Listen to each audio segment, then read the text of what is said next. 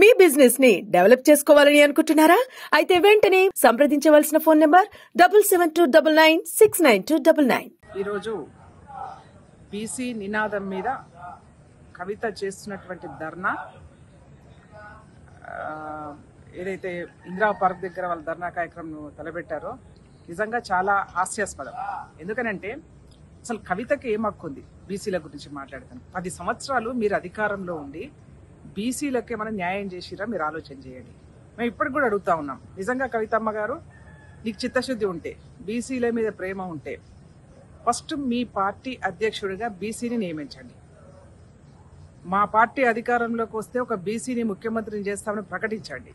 ఆ రెండు చేసిన తర్వాత నువ్వు ధర్నా చేయి. ఎందుకంటే 10 సంవత్సరాల కాలంలో మీరు దళిత ముఖ్యమంత్రి అని చెప్పేసి దళితులకు మోసం చేశారు, అన్ని వర్గాలను మోసం చేశారు, బీసీలను మోసం చేశారు. ఇవాళ మళ్ళీ కొత్త నినాదం పట్టుకొని నువ్వు ధర్నా చేస్తా ఉన్నావు.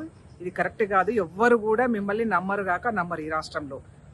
నీకు లిక్కరు కేసులో నువ్వు అరెస్ట్ అయినప్పుడే ఈ తెలంగాణ రాష్ట్ర ప్రజల యొక్క మనోభావాల్ని దెబ్బతీసే విధంగా నువ్వు చేసినటువంటి కార్యక్రమం ఏదైతే ఉందో అది ప్రజలందరూ కూడా తలదించుకునే విధంగా ఉంది. ఇవాళ మళ్ళీ అప్పుడు 33% మహిళలకు రిజర్వేషన్ అని చెప్పేసి ఒక నాటకం ఆడినావు.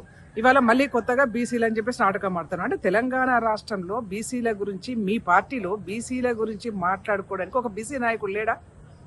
ఎందుకు అంటే వాళ్ళ హక్కులు కూడా మీరే హరిస్తారా?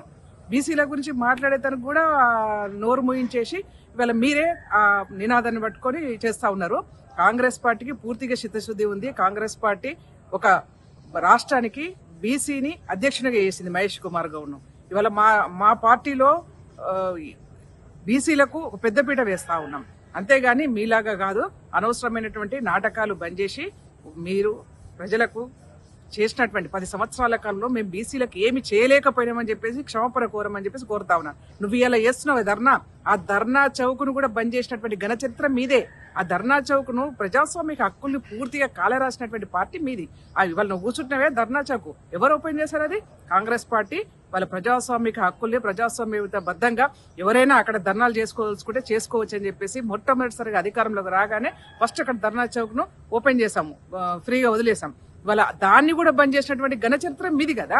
అందుకనే ఎట్లాగో మీ నాయన అసెంబ్లీకి రాడు, ప్రజల్లోకి రాడు, ప్రతిపక్షంలో ఉండి ఫామ్ హౌస్ లో ఉంటా అని చెప్పేసి స్పష్టంగా చెప్తా ఉన్నారు. నిన్నగాక మొన్న మీ అన్న కూడా చెప్పినాడు, మేము ప్రజలు తీర్పు ఇవ్వలేదు కాబట్టి మేము ఫామ్ హౌస్ కే పరిమితమని చెప్పి మాట్లాడినారు. కాబట్టి ఇప్పటికైనా వాలంటరీ రిటైర్మెంట్ గా మీ నాన్న తీసేసి మీరే ఒక బీసీ అధ్యక్షును, తెలంగాణ రాష్ట్ర సమితికి బీసీ అధ్యక్షుని నియమించాలని చెప్పేసి సూచనిస్తా ఉన్నాం.